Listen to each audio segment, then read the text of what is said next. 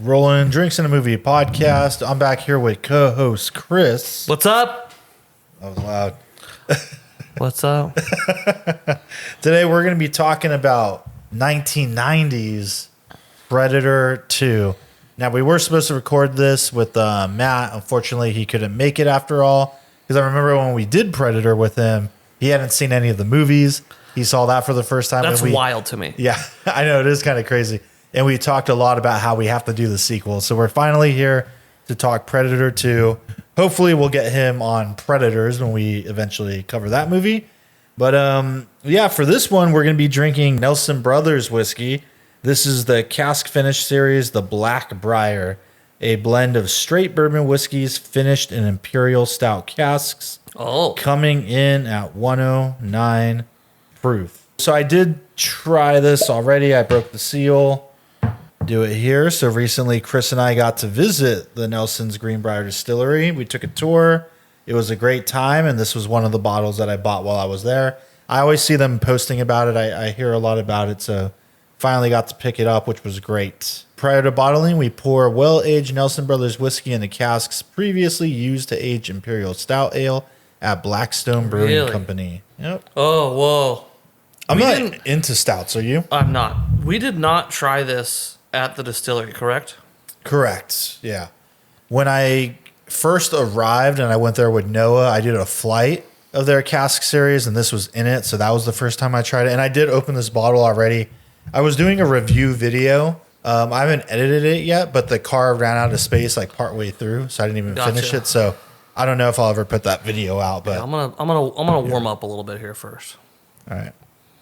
I'm gonna warm up on a little Knob Creek 9-year just to make sure Okay. I can give the Nelson Brothers its fair shake. The audience and I will wait for you. This could all Yeah, be, I forgot. This could all be cut out. I forgot to bring the. Man, you all right? Shit. Sheesh, as the kids say now. Is that what they say? Yeah. Listen, that's cat. They go like, sheesh. Oh, really? That's the thing. I say, shut up. Shut Fool. up. Shut it. You sound real stupid. Shut up. Shut up real quick. Man, the nose is really interesting. I can't pick out the flavors. Okay, it's what I read on the back, but What's the proof on this, Freddie? 109. Okay. From what I remember, it doesn't come in like super. I'm not getting a lot hot, of proof off the nose. I cannot place the nose at all right now. Yeah, I can't right now either. I know it's sweet. I mean, this is going to influence our thoughts, but on the website, they're saying brown sugar, cacao nibs, and rolled oats, which probably. Cacao nibs? Mm-hmm. Cocoa nibs. I was going to say chocolate. Yeah. But I guess you have to really... All right. Well, I'm going in for the taste. Here we go. A little... you know what? I want to go back to the smell really quick. I'm almost getting a like peaty malt. Getting Malted barley? Like a malted barley note Oh, okay. on the nose. Like a malt whiskey. Thank God I don't get that. This is really... Whoa. It's really good. Now, what's interesting to me... I've got like a sour... Really? Very slight. This is really interesting. So I felt this the first time I had it. I felt it when I broke the seal on my bottle and had it again. What's so fascinating about these like stout finishes, like, I think we both said, I don't like stout beers. You don't like stout beers. I do not. But what's amazing is always on the finish in the back of the palate, the mouth feeling I get is as if I just drank a beer. Do you feel that? Like that's how it's like. I was gonna say thick.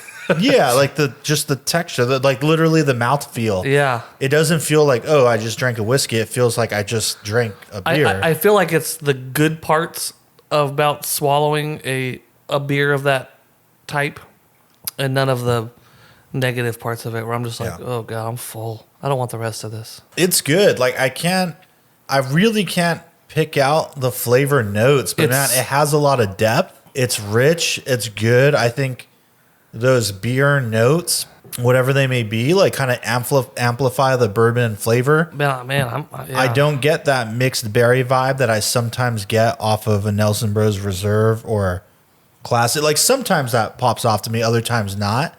It's more of the darker flavors. I'm actually going to read the palate notes on the website. It says toffee, pecan, and dark cherry. Finish, black tea, baking spices, vanilla. Yeah, I mean, probably toffee, maybe, for me. I don't know. I don't get a cherry, but... I can kind of see the toffee a little bit. It's very unique to where, like, I'm literally, like, over here on the internet trying to, like, grasp for straws a little bit just because it's so unique. Yeah. I think of their expressions that I've had, this one probably has... I mean, man, this one might have the most depth of flavor. You know what I mean? Just in that it's rich. It seems like thick and like there's a lot going on. Even though I can't pick it apart right now, I just know that it's good and it's offering a lot. And again, I have that interesting, like, feels like I just tasted a beer. I had that same sensation when I tried the Doppelbock finish from Sagamore Spirit that Matt brought for me. Yeah. Because that's a ale, it's a beer finish again. And it had the same kind of like feeling on the end, which I thought was, again, I will say this, and I know you won't agree with me. I'm getting like a single malt feel. Really? Okay. Like, you know, like when you got me that Los Angeles Distillery single malt? Yeah, yeah. And you were like, this is my favorite one out of everything. And I remember we were on the podcast, we were doing something, and we drank it. And I remember like talking like, let me prepare myself for this. Like, because I'm really never ready for a single malt. Mm-hmm. But for some reason that Los Angeles Distillery one just kind of hits. Yeah, same. And I'm kind of getting like this vibe from it. And I like it. Mm-hmm. But I'm getting like this single malty feeling from it. I can see that a little bit on the back palate. And I guess it's got to be that beer influence, right? Because ultimately, I mean, the ales, like the stout, I mean, I don't drink stouts. Maybe I'm wrong, but it's still just malted barley, isn't it? Yeah. It's like, did they say where they got the Blackstone Brewing Company? Let me look into this a little bit. It's an imperial stout. Okay, then I'm not that far off. Yeah, like it makes sense. That's definitely well within reason. All right, Blackstone Brewing Company is in Nashville, Tennessee. I'll tell you what. No one in Nashville spoke like that. We were there. It was a very nice time. Actually, I take that back. We went to Burger King. And Rudy's laugh continues to go because there were some people in there working, that line back there, and that's right. Yeah, they were not only loud, but they had quite a twang. Okay, so sorry, what one was this? The Black Bell Imperial Stout? Black Brier. Okay. Or Blackstone Brewing. I see Blackstone Brewing. Their Imperial Stout's called the Black Bell. Oh, probably. This is probably called Black Brier because it's Nelson's Green Brier. Gotcha. That's probably why. Whoops. Yeah, so family-owned. Black Bell is a collaborative effort between Blackstone Brewing Company and Nelson's Green Brier. There you go. Distillery Black Bell is an imperial stout aged in bourbon barrels for over 8... That's dope. They went back and forth. This beer is smooth and sweet and a definite notes of bourbon, oak, and dark chocolate. Black Bell and the variants are available in 6 barrels and 24 loose pack. Okay. I was hoping it would say a little bit about... It just says aged in bourbon barrels. Wow, but they kind of did a little flip back on us there. How interesting. Yeah, I think it's cool. I think those collaborations are really cool that they do like a bourbon barrel aged stout and then they do the reverse here.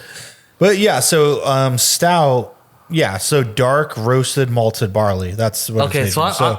I'm in the wheelhouse. Yeah. So that's why I said it stands to reason. It makes sense because the beers are made of malt, like all malted barley, just like a single malt would be. Like it really makes me want to grab that Los Angeles Distillery. Yeah, the dark roasted malted barley gives stouts the distinctive coffee-like, almost chocolatey flavor. So yeah, more of that coffee note is probably what I was picking up too. Yeah, I mean, again, at the moment I can't deep dive and give specific notes, but what I can say is it's good. It's really good, I think. Man, really on the nose now. I'm getting the single malt vibe. Yeah, like now that I'm in my own head now. Yeah. Well, and I think if you're someone who's in it, because I'm someone who doesn't like stout beers, but I do like this. if you're someone who likes stout beers, you'll probably be able to pick out. All right, so different notes. so question: if you had to drink a stout beer or a single malt, what are you gonna drink? Oh shit, I would do a single malt. Yeah. Good for you. Mm-hmm. Yeah, hell yeah. Okay, Nelson's Black Brier. It's a good one. It's honestly super. All I can think about is like what an interesting way for them to get a single malt without doing it. That's literally just how I feel. Because now the nose, as it sat here and opened up, like I literally feel if we pour that Los Angeles distillery, it's gonna be very similar. Now I just want to know, so I kind of want you to do it. I don't know that I want to dig into it right now. Well, then we don't have to. But you can. But you can just trust me that I'm 100% right and support me in that. I appreciate it. To each their. I mean, for me, it's very much like I still get a good sense of the bourbon. Like it's still really. I'm getting first, yeah, for me. Okay. But what I like about it is that it has a lot of richness. It seems it's very like rich. A lot, like depth of flavor, which I think is good, and maybe even more so than some of their other cask finishes. Like the sherry one is my favorite. Oh god! Apparently the cognac's my other favorite one now, and that's why there's one sitting right over there now. But they're more of a lighter quality. I guess just because of what the cask finish is, in a way, but. Yeah, no, it's a good one. It makes me wish like when we were there that we would have done a flight because you can really do the cast series. Yeah, I really wish we were so lucky. They were just like, let's get you on a tour. It was like, oh, this is rad. Yeah, and our time was so crunched. Yeah, and the place is beautiful. It's really nice. I still want to go back there at some point on a trip because I need to eat at their restaurant. Right? Yeah. Because I don't know if you follow them on Instagram, but they're always posting the food there, and it looks like really top notch, like legit. Because we showed up like the last hour and a half they were open, right? Yeah, they were about to. Because when we were done with the tour, they were closed. Yeah, they're like, all right, time to get the fuck out. Because we were like, how about the boat? Son of. Let's start our drive. Our almost 2 hour drive. Yeah. No, that was great though. Well, shit, man. Predator 2. It landed in the world's most forbidding jungle. It came for the thrill of the hunt. Now, it's coming to a different kind of jungle. You don't know what you're dealing with. This time, it's open season on all of us. Danny Glover, Gary Busey, Ruben Blades, Maria Conchita Alonso, Bill Paxton. Predator 2. Hunting season opens again this Christmas. Let's dig into it from Dude, 1990, starring Danny Glover. So this time we're in the streets of Los Angeles. 1997 Los Angeles. 1997 It's Los a war Angeles. zone. It's a war zone. Which is funny. It's only 7 years ahead of when the movie was made. But that's what's funny, man. I need to make a list of all the movies that depict late 90s. I think I said this last time. Yeah. Late 90s Los Angeles. It's like Escape from LA, I'm pretty sure was also set in 97. I think so, yeah. Demolition Man, I'm pretty sure was set in 96. And it's the same thing. The Hollywood Signs on Fire. This movie, 97. I feel like there's another one. I mean, there's definitely some streets that feel this way in LA right now. Yeah, especially in the 90s. But oh, God. I just think it's hilarious that seemed to be this weird trend of just the go-to. Yeah, late 90s. It's going to be a hell. LA is going to be war zone.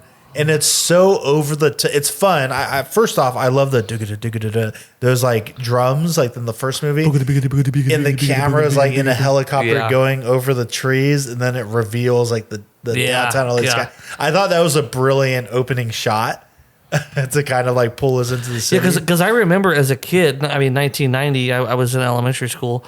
I don't know. I don't remember the access to trailers that we have now. Right, I think you just had to be lucky enough to see it on TV or you saw it on a trailer in a movie. Yep. So I felt like as a kid, when we saw movies, it was either we were seeing it for the first time. I remember seeing movie posters a lot. Right. But not trailers, unless you caught it during the game or however it was. So I don't remember ever seeing that trailer until I was older. So I remember watching it as a kid and my parents being like, I was like, what are we watching? It's like, oh, we're watching Predators 2. And I'm like, oh, the jungle movie. And I was sold at the beginning of the movie. Like, okay, we're like, I was waiting for them to come out, and I was waiting for Dutch to be like getting pulled up, and like literally to be a continuation. Yeah. And it to follow him home or something. I don't know. Like I was just like, or anything. I don't know. But for it to like open up on the city, I was like, what?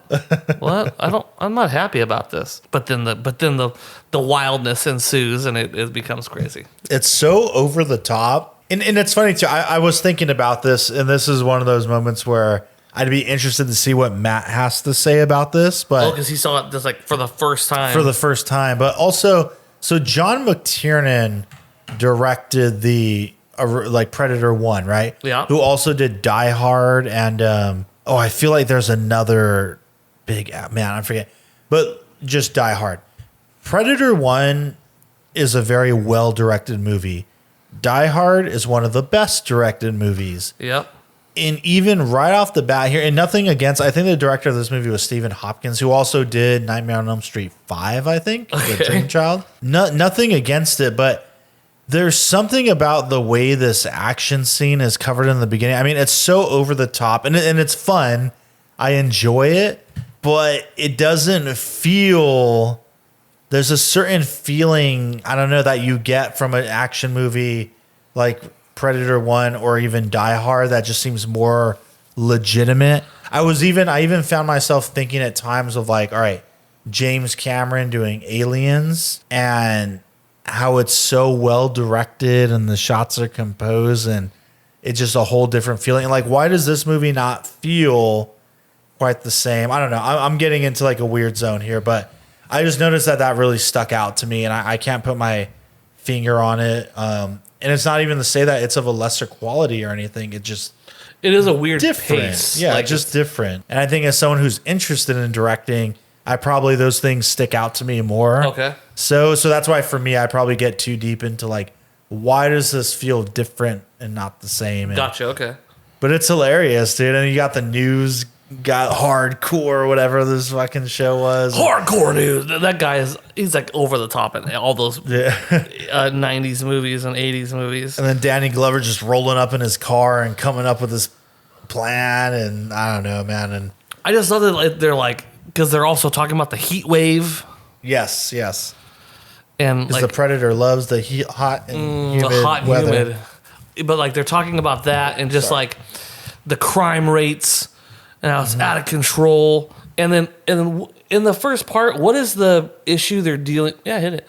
What, like, is it literally what was it? Was it like a bank robbery? What was it? I don't even remember. No, they were. I don't think it was a bank robbery. They were just in a fucking war with the. I think it was the Colombians. Because the whole background is it's like there's the Jamaican drug, the voodoo Jamaican, like voodoo Jamaican. It's pretty out there. Yeah, drug lords are in a fucking like battle with the Colombian drug lords or something. I think they're Colombians. I really don't know. It's so weird because like obviously the Predator is there to look for like warriors and the best possible prey.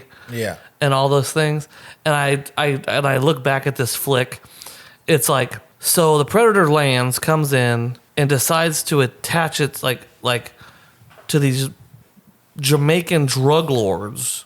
Yeah. Where yes, they're down for the cause. They are kind of militaristic, but like I felt in the first movie they go in because the squad they sent in didn't get the job done, and it's basically because the Predator intercepted them, right, and realized that these are highly trained, blah blah blah. I'm gonna go toe to toe with them, yeah. And then they send now we gotta send the elite guys. The Predator's like, sweet, now you're just sending me even better dudes.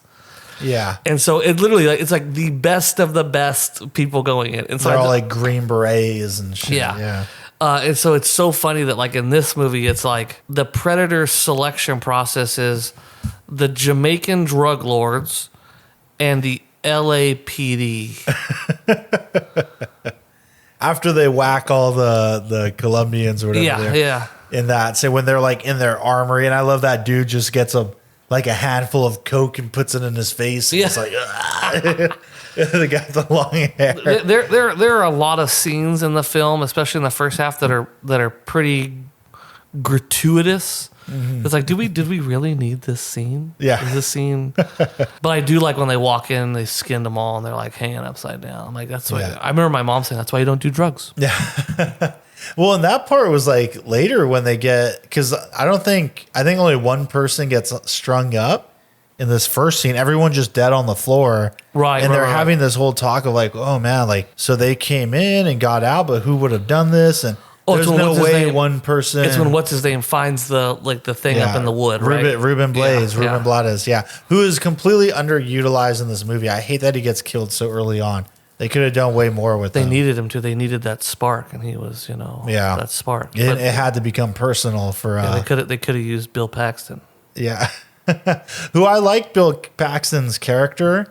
Because, he comes in and they even call him, I think, like the cowboy of whatever station he came from. Come down, cowboy. Yeah, and I actually like Danny Glover's speech to him about...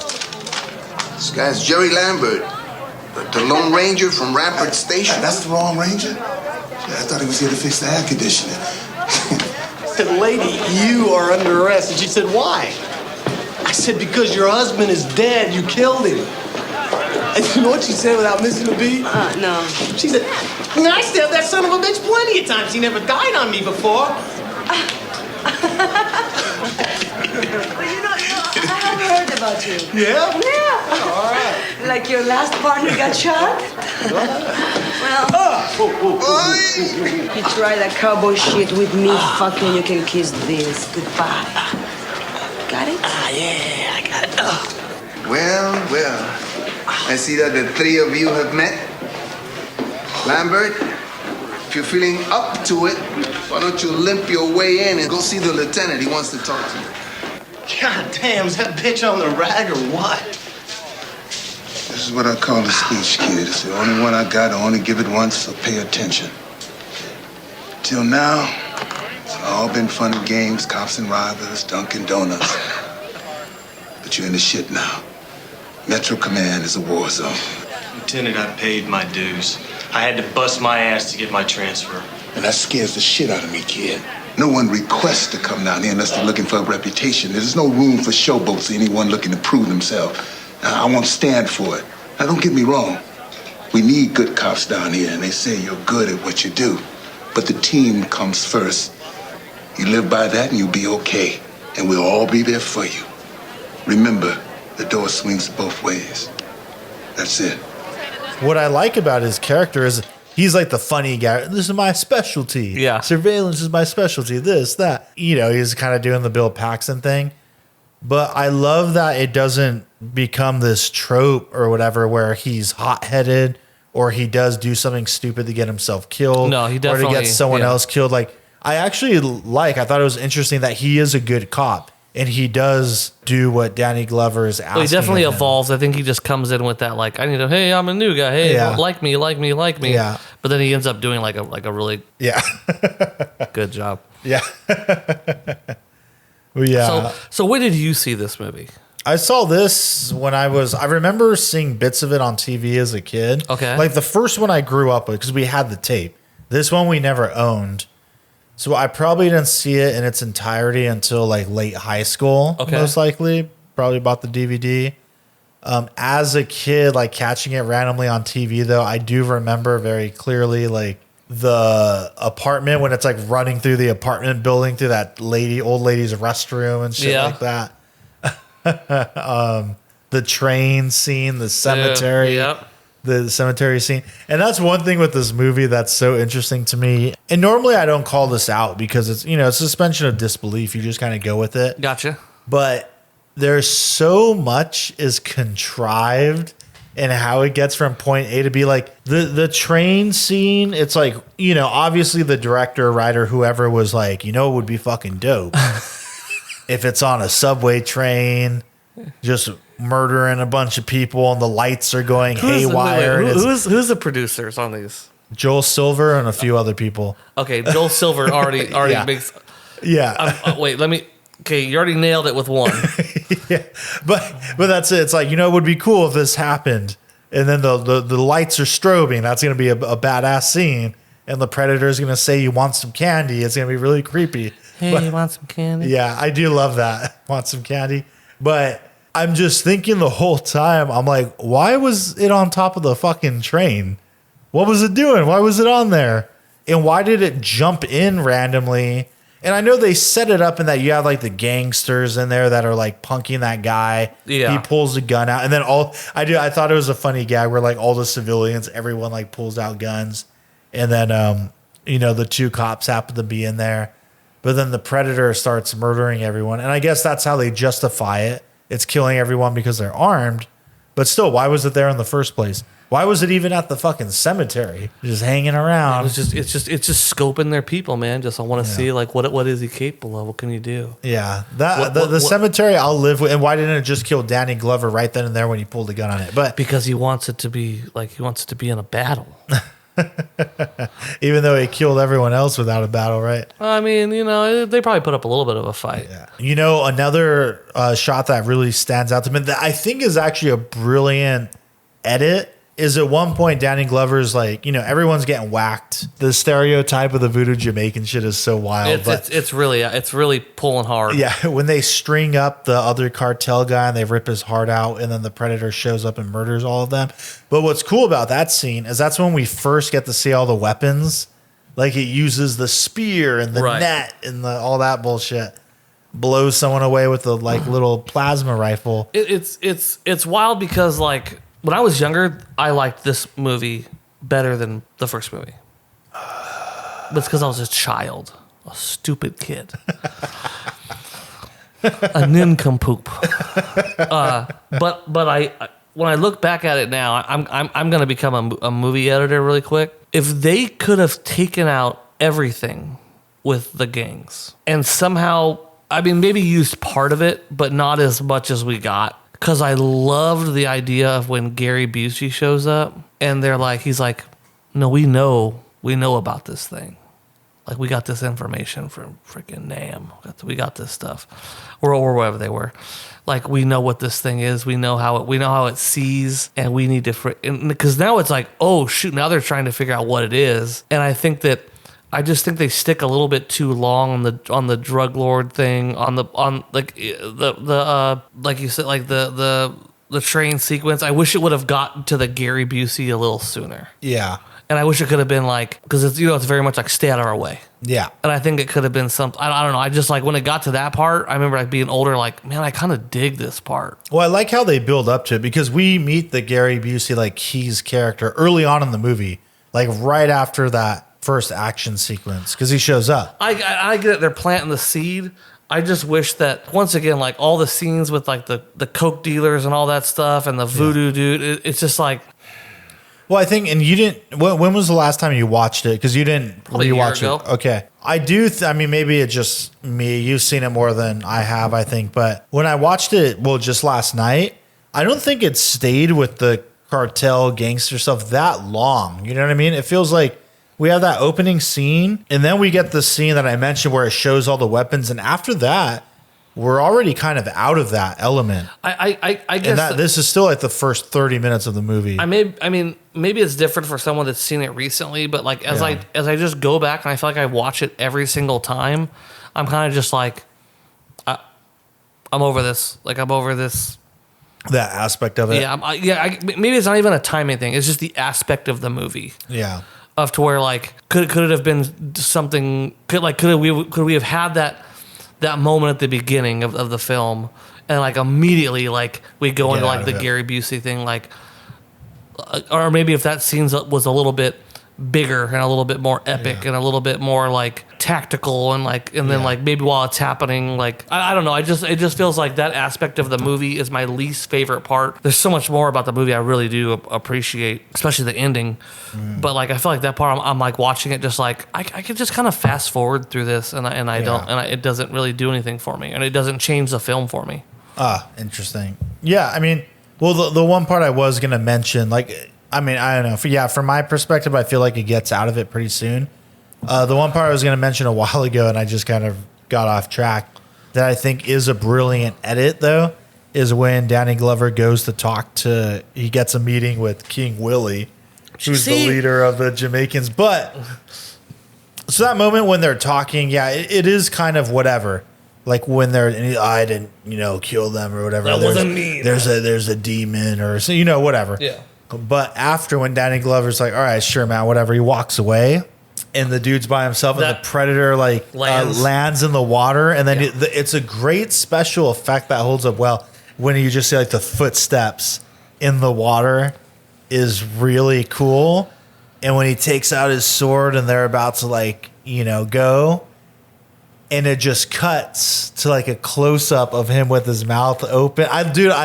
It's a great edit with the sound design of like the scream. And then you see that it's just like the predator carrying his head away. It's a good edit. It's a cool edit. You're not wrong. It is a cool. I love when he like lands in the water and he just like turns around, his like dreads fly. But the fact of the matter is that the predator has chosen to fight a Jamaican drug lord with his sword in an alleyway. This guy is the peak of what I found. Like the pickings in LA are so fucking slim that I'm gonna fight Big Willie, whatever his name is. Like everything you said about the filmmaking process of this, I remember that as a kid being terrified when he lands and he just like shoots around and it's like yeah, it's like, oh, this is great. I feel like it's like one of those things where this like, God, we should have put this in the first film. Right. You know what we'll do? We'll do it in the Big Willie scene. Sorry, I don't remember his name.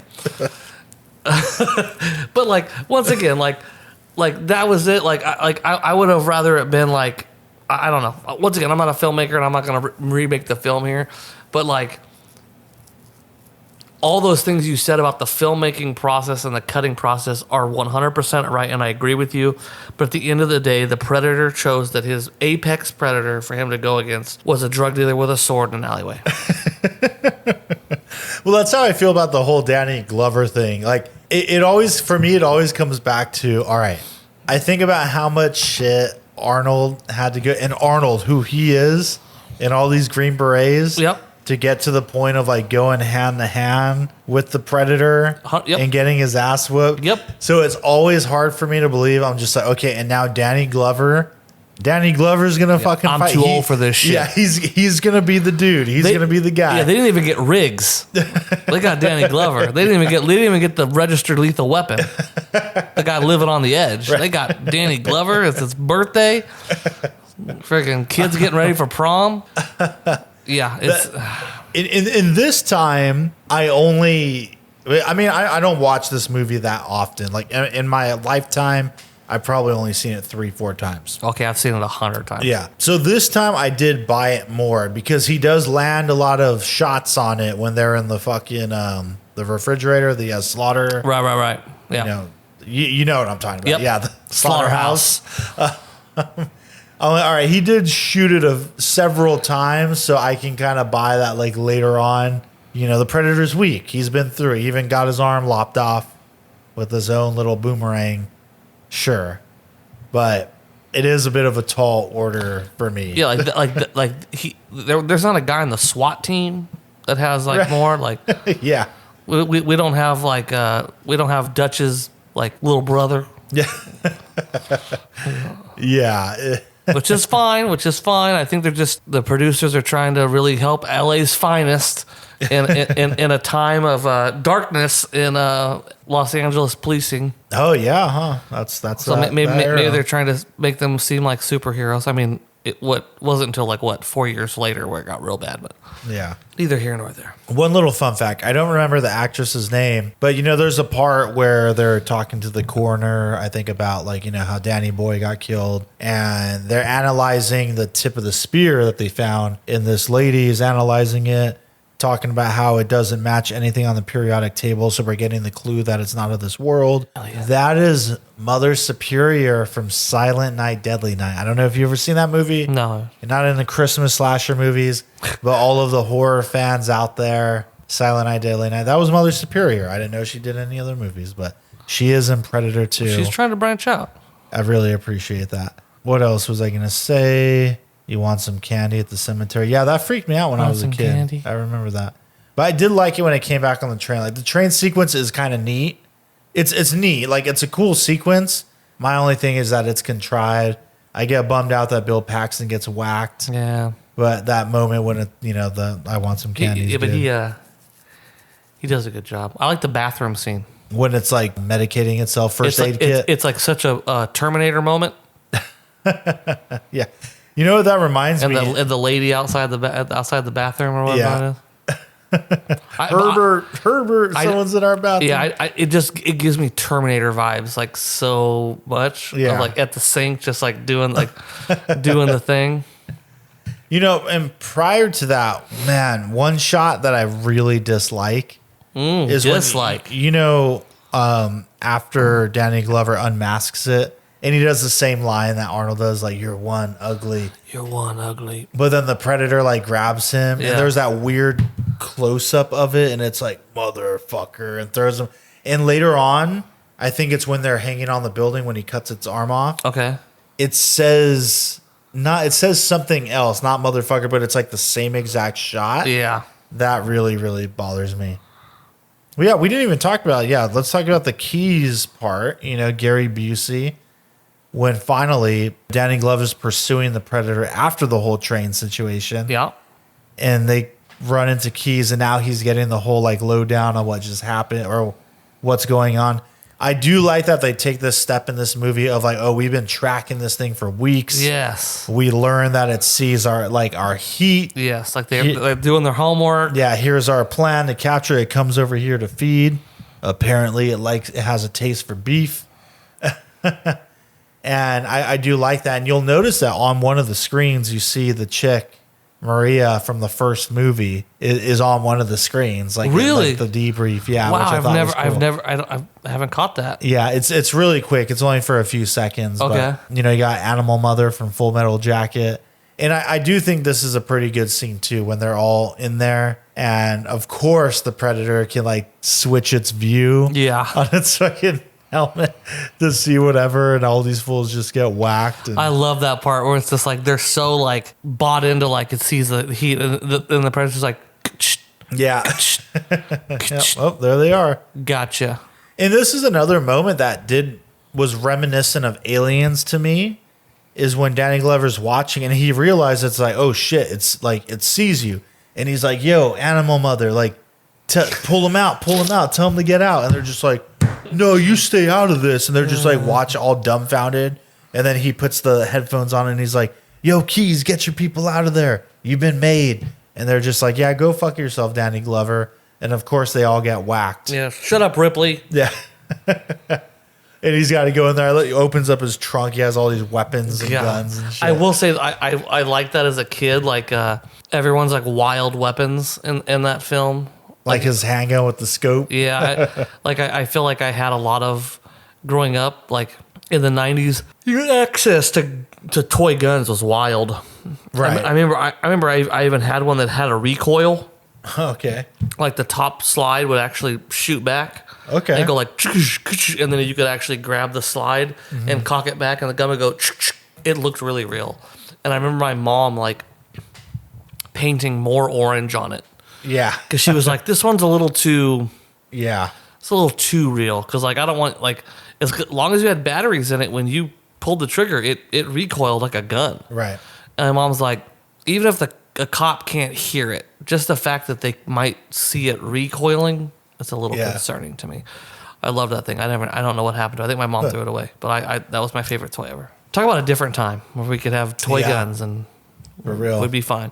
I dug that part of the movie. I also loved how well they thought they had a plan. Yeah. And how just to shit it goes really quick. Yeah.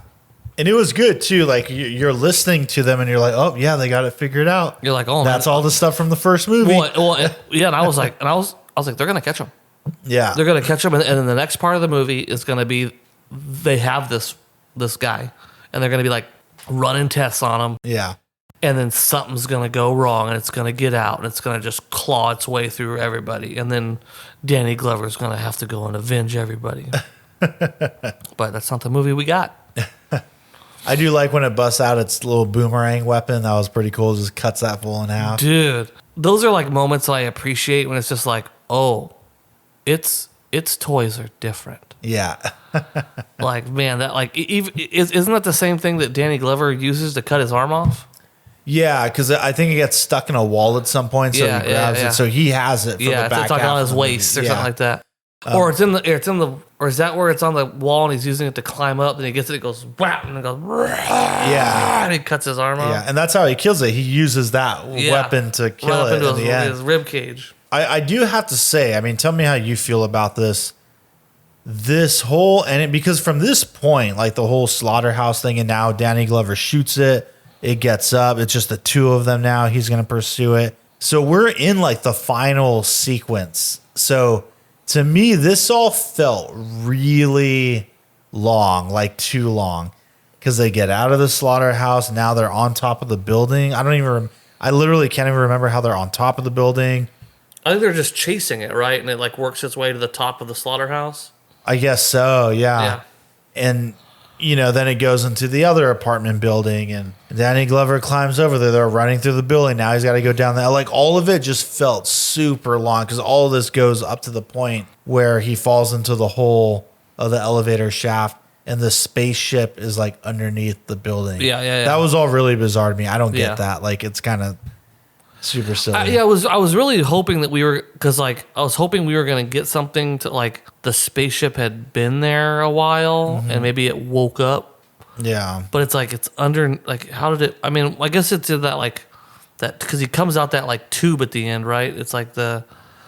See, that was another thing because the spaceship explodes or they take off. But then it's underneath the fucking apartment building in like downtown LA. That's why I was like. And when he walks out, he's like in the middle of nowhere now. I don't know. It looks like he's on like a beach. That's why I was like, maybe it was there, like it was like a Superman thing, where it's been in the ice for 30 days. Right. And it's just been sitting there waiting. It's like now it's just woke up and it's a freaking war zone. Now he feels it's time to come up and hunt his shit. Because you don't get that thing from the first movie where it's like you see like, here we go, I'm going down, I've assessed the situation. Yeah. This is an absolute war zone. This jungle, I'm going in. I'm gonna earn my fucking stripes. Mm-hmm. It's just like I'm in LA. I love LA. Da-na-na-na-na-na. Yeah, there's just so many more holes in this film. Yeah. That like you like get to the end of it, or you get to parts like that, and you're like, okay, wait. So you fell down the elevator shaft thing, and now you're in the ship. So let's just say we're at 7th and Grand, and now there's a spaceship underneeth it. And Danny Glover walks out at the end. And must he's be in Santa Monica. Must be close to San Pedro now. It's a hell of a hike. Yeah, he's been walking down there in the tunnels for a long time. But there are aspects of the final moments of the movie that I do like, because I do like, because that's where we learn like, okay, that they've been doing this forever. Like there's all this, the skulls, the xenomorph skull being a big, little. I didn't catch that until way later in my life. Really? I don't think that when I was younger, I don't think, at least as a movie goer, I don't think I was trained to think about things like that. Right. Yeah. I think now we're like uber. Oh, the Easter eggs. Uber super trained. Like, okay, for sure. Okay, I was watching Bridgerton, and there was a Deadpool reference. Like I just think we're overly like, instead of just like sitting there and just fucking taking it. So I remember when someone said that, like, oh, did you see like the Alien reference? I was like, excuse me? Mm-hmm. And then I went back and watched it, and I was like, oh, I think it was because the Alien versus Predator movie came out. And I was like, what? And someone's like, well, the reference from the second movie. I was like, excuse me? Yeah. I remember I had to go back, and I was like, okay, all right, you got me. It's slick. It's really slick. I love it. It is. I mean, that's why I didn't see it, because I was also a child, so I didn't really. But I like all that, and I even like the last exchange with the other predators. When they pass the gun. That is a cool moment. Like after he kills it and he's just there alone and all of a sudden the camouflage turns off on and there's just a bunch of them surrounding him. Just watching it happen. And he's just like, all right, who's next? well, in that moment, I was like, oh man, he's dead. Like I thought that was the end of the movie, and it was just kind of dun dun dun dun dun dun dun dun, just like this castless. I do love that when they I was always hit by this, like when it throws him the gun and it's like the old, kind of pirate gun, which eventually we'd see again. Yeah. I thought that was super cool. I love that. No, it was like one of my favorite parts of the flick of just like, oh man, this is super cool. Like what a great reference. And they like recognize like, well, real recognizes real. I like that. Like that whole idea of like respect. Like, yeah, like you got him. Yeah, you did it. It was his job to come down here and freaking overtake somebody, and he got overtaken. So we're going to build this ship up now. Yeah. So there's no way you can tell what this timer means, so you better get the fuck out of here. Yeah. I like he just walks out and it's just like, he just looks awful. Just all covered. He's like in white face, just all his dust. And he just has like the little gun on his hip. He's just like, can't even talk about it. Because an animal mother comes back in like the truck. Keep going, animal mother. I forget his name. Because Full Metal Jacket, right? But he comes back. How he knew where to find him, who knows? I'm telling you, man, they just know. Yeah. It's just, we need this to happen, so we're going to make it happen. But I like when then he says, after he leaves because the cops are coming. Adam Baldwin. And he's like, you ruined our chance or whatever. And he runs off and he's looking at the new gun he just got. And he's like, it's all right. You'll get another chance or whatever he says. Like, they'll be back. Oh, man. Yeah, Predator 2. I don't know. It's a rough one. And like, was it the same writers? Ooh, I think so. I don't remember. Here, I have written by Jim Thomas and John Thomas as Predator 2. Yeah. If you want to look up Predator. Yeah, so they do have credits on the first movie, but so I think they're the two that came up with it and wrote the first draft, but I think it was kind of taken from them in the... So according to the IMDb, they're the only writers of the first one as well. So. But different director, obviously. And then who produced the first film? Oh, John McTiernan also did Last Action Hero. I forgot about that. John Davis, Lawrence Gordon, Bo Parks, Lawrence Pereira, Joel Silver. Same producers. Yeah. It just, I don't know, man. Like, have you seen the theatrical poster? It says Predator 2. He's in town with a few days to kill. No, I think I missed that. Is that the poster I posted? No, this is the one I have here. It says, silent, invisible, invincible, the ultimate hunter. This time, Los Angeles, 1997. He's in town with a few days to kill. This Thanksgiving. I just feel like they had a template in the first film, set him up against an absolute alpha. Like, let him tear through some elite team of people. And it just makes it feel like they were really pushing hard to do something.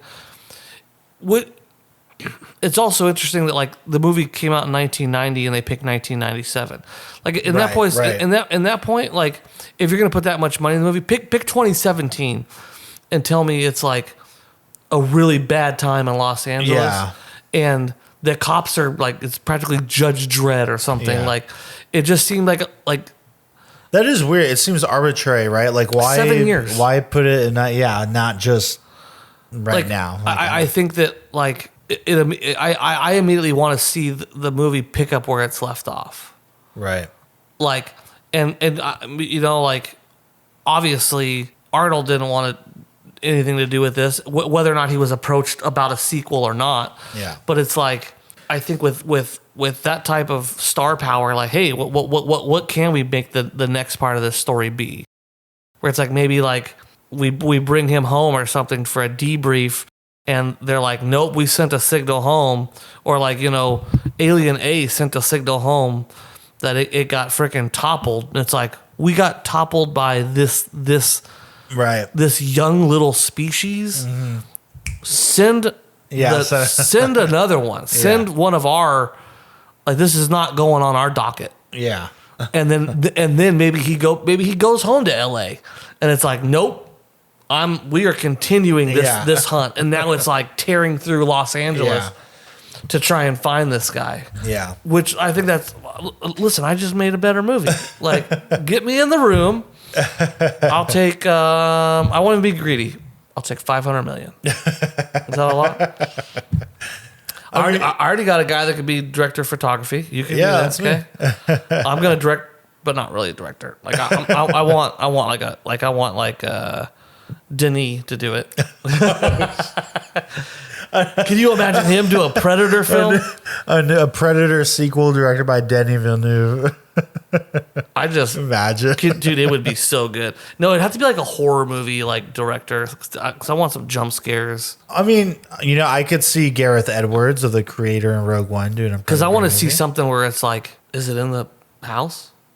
Is it? Because more of like it's having to be like super sneaky because it's in a populated area or something. Like, is it in the backyard?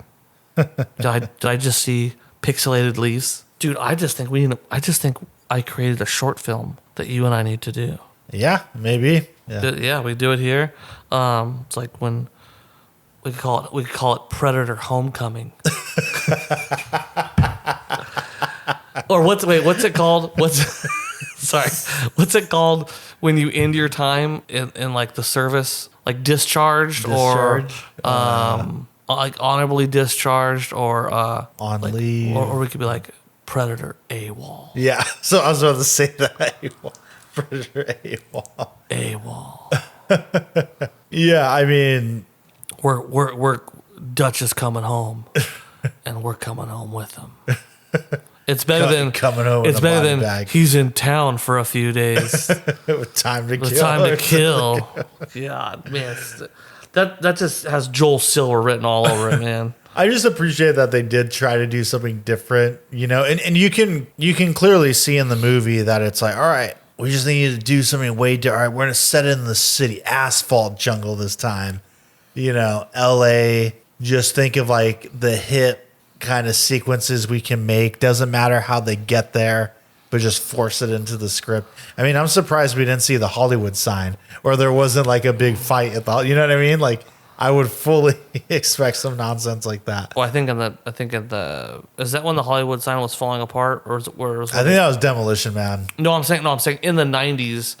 I think I might be a little late on. I think the 90s it was already rebuilt, because actually in like the 70s, 80s, it was falling apart. Oh, really? It was literally like up on the mountain. It was like post-apocalyptic. And then somebody took it over. It became like a nonprofit thing, and they rebuilt the Hollywood sign. And now it's like protected, and people oversee it and stuff like that. But for a while, it was literally like falling apart up on the mountain. Shit. All right. And I think you're right there. They needed it couldn't be a jungle movie again, because then it's just going to get directly compared to Predator. Yeah. But it just kind of seemed like, I guess Gary Busey and Danny Glover were kind of like at the high point. Let me look something up really quick. Wasn't Gary Busey the villain in the first Lethal Weapon movie? He was Mr. He was like the main crime head's like right-hand man. Mr. Joshua. Okay. Mr. Joshua, let me see your arm. Burns his arm. Oh, I've seen that. Yeah. Okay, so Lethal Weapon is 87. I mean, still, Lethal Weapon 2 is going to be obviously a few years later. So I guess at this point, they're both rather high-end movie stars. Yeah. It just doesn't seem like the casting seems off for the film. Like with other like action stars out there that they could have gotten to like go against this guy. Like, I mean, I guess the hard part is that the action star you got was the #1 right at that time action star in the world. I mean, the only other person who they pulled. Stop. Sorry. I was going through IMDb and I was like, Lethal Weapon 5, they made a 5th one. And then apparently production status in development. That's a bad idea. Plot kept under wraps. It's just gonna be Danny Glover with his lisp now, and then Mel Gibson being anti-Semitic or something. Yeah. We got to do all those movies because there's some good ones in there. Yeah, I still got to watch them. Yeah, but they just picked the wrong people. Like they should have called Dolph Lundgren or something. I don't know. Like somebody that is like that I could see standing in a room in a meat locker. Yeah, just right. like, you know what? We are gonna go toe to toe here, guy. Yeah. I mean, you're gonna hit me, and I'm gonna fly across the freaking room. But like, I have been trained to fight at the highest level. Not this guy who feels like he's getting the shit kicked out of him every single day at work. Yeah. And just like, oh yeah, it's just same shit, different day. Like, once again, this is the apex predator in humanity that the Predator picks. Like, the Predator before him came out and had to fight Dutch. Yeah. Had to fight Billy. Yeah, had to fight Billy. And his friend that would dry shave in the middle of the desert. Mac is terrifying. I feel like I see that meme every day on Instagram of the scariest part of Predator. Have you seen it? You must have seen it. Is Mac fucking dry shaving? Dude, remind me to tell you a dry shaving story in a little bit, but we don't need it right now. But like, which that man was a very nice man. My grandmother had a flight with him one time. He was nice. He was a very nice man. Bill Duke, I think. Yeah, said he was in a movie called Predator, and he did a movie with Arnold Schwarzenegger. He did a movie with Arnold Schwarzenegger too. And all I could tell my grandma was like, he's done. Like, you sat next to the wrong. You don't know who you're talking about, because the guy. It sounds like you're talking about this guy, and he was in 2 movies with. He was in Commando. Yeah, Commando. And he was in, because she was like, yeah, he did a couple movies. And I was like, okay, there's no way. She sat next to a guy that did 2 movies. And then she took a picture with him with her disposable camera. And I was like, nope, that's him. That's 100% him. I am stupid. Sorry, Grandma. That's Mac. Yeah. But yes, like the fact that he had to cut through them. And this new Predator gets an assignment. Oh, you're going to B6215, a.k.a. that's Earth. I don't know if that's how they calculate it, but there's no way the Predator's called Earth. Like, you go into B1562, and you got to go find, because Predator 68 went out there and he got his ass handed to him. Like, we got footage, so it looks like you got the short stick. And then this fool shows up like, oh my God, this is different. I'm not even in the jungle. I'm in this vertical place with all this stuff. I got one building I go to. I just eat slabs of meat. So the thing is that this Predator, like, I feel like the Predators were calling him like, hey, is everything, yep, still looking. But he's living the life, killing Colombian drug lords, eating full slabs of meat and the thing. And then poor Gary Busey, he's like, these poor bastards. Could you changes his view? Yeah. But he gets sloppy. He's too comfortable in LA. He gets sloppy. Dude, see, I have another pitch movie now. He gets soft. He got complacent how easy it was in the city. And this washed up cop slashes him and gets hurt, cuts his arm off. and he's lost too much green fluid. And then he can't fight Danny Glover. Okay, now I like the movie because now it makes me think of like a Predator like in a hammock, like on top of a building, like, oh man, they sent me back to this planet and this shit's a fucking piece of cake. Yeah. I'm killing, I'm skinning people left and right. These guys are lost. They're dealing with a war here already. It's hot. They don't deal well with the heat. These guys are sweating through their clothes. Okay, now I really like this movie because now it's a comedy. Yeah, they just got to do it from the Predator's perspective. Dude, this sounds like a YouTube like fan fiction film where it's like my grandfather was the first. Well, it wouldn't be because if we keep Prey in mind, like I come from a long line of descendants that go out to this planet and they don't succeed, but I'm gonna succeed. Like my great grandfather went, and even then they weren't that developed, but they bested him. And then hundreds of years later, my grandpa went, and they had evolved in this war machine, and that they were more muscular, and they had technology we weren't ready for. And my dad, he got to go to some other planet. It was easy for him, but I'm selected to go back to B152. And then it cuts to him just like on top of it, like, this is a piece of cake. Sucks they had to come here. Like, it's just like it's just a bunch of flash cuts of this like dun dun dun dun dun dun dun, just pulling people's skulls out. Like it's like in the middle of the day and it's a homeless guy and no one's paying attention. He's like this, like no one's even looking. He's just like, oh shit, just keep going to Skid Row and just pulling who I want. Oh man. I've come up with 2 movies sitting here that are already better than Predator 2. I also like that we've reviewed a movie that I don't like. I'm sorry. I should take that back. I like this movie and I'll watch it again, but there's a lot of problems with it. I thought you did, yeah, because I remember. Well, I guess the big thing was. I can already see on your face you're regretting doing this episode. No, because I'm shitting all over this movie. No, well, I've never been a big fan of this one. Well, that's the one bummer of like Matt not being here. Is like really, it was kind of for him. Okay. But you know what though? Because next time he is going to show up, and we're going to talk Predators. Now that one. Yep, and we're going to talk Prey. The Predator, I just do not want to watch that movie again. I'm sorry, but we're going to have to fucking skip that Let's do this. We're not even going to mention that. So we're going to say Predator. Mm-hmm. Predators 2. Predators. And Prey. Directed by...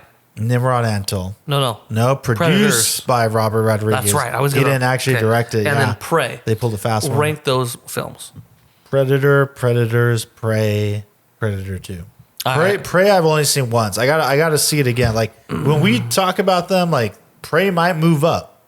That might take the second slot, but it's not gonna take down the first Predators number one. No, Predator is too good. Yeah, that's always number one. I agree with your ranking. It would be pretty hard pressed for me for Prey to pass up Predators just because of Prey was a Hulu film, correct? Yeah. But it should have gotten a theatrical. It was theater worthy. It's like really disappointing that it was I just felt like there were some moments that felt like not to talk about that movie as we're talking, I felt like there were some scenes in that movie that like, okay, this is a Hulu movie. You felt the budget a little bit. Yeah. To where like, I think if it was released like as a movie that those would have been fixed. Yeah. But like, man. Like just another $1 million just to, clean up. Predators is like, Predator, Predators, Prey, Predators 2. We don't mention the... Yeah. Like that's for sure last. But like way down low. Like there's a big gap. That movie is fucking terrible. I would put Predators versus Alien. Oh, for sure. Yeah. For sure. Yeah. Easy above the Predator. I'd put the Predators Christmas special. Oh shit! All right, we'll wrap it up here. Okay, we've been talking about Predator 2 too long. I just want to make it clear to whoever is going to listen to this that I have obviously 2 good movie ideas. One's more of a fan fiction and it's funny, but I have a better direct sequel idea from Predator, and you can get my information from Rudy Ruiz DP at gmail.com, I think. Yeah. And I'm willing to talk to any of the major studios or even some independent studios that are willing to. First, you have to sponsor an episode of Drinks and a Movie Podcast. Yeah. And then we can talk. Yeah, send all your money to Drinks and a Movie. Yeah, first buy us the antique collection so we can review it. The Buffalo Trace Antique Collection for review. Yeah. And give us millions of dollars to do the next Predator film written by Chris Kelling. We're going to write it together, Rudy. Yeah. Because I don't know how to do a screenplay. Co-written by Rudy. Yeah. Written together, no co-written, just the writers. Okay. Chris Kelling, Rudy Ruiz, and we'll get. We're gonna get John McTiernan back, the director. He's cool to come back. Joel Silver's a no-go. Who's the hot producer right now? Kathleen Kennedy? Nah. You know what? I'm just gonna wait till that thing hits stop, and I'll give my comment based off of that comment. All right, we'll get Robert Rodriguez back to produce. I'm down for that. Yeah. He can produce. I like Predators. Yeah, that's great. That means Danny Trejo will be in the movie again. Whatever, man. He can bring us tacos. Maybe even Salma Hayek. Yeah. Ooh. All right, that's a wrap. Cheers. Thank you for listening to the Drinks and a Movie podcast.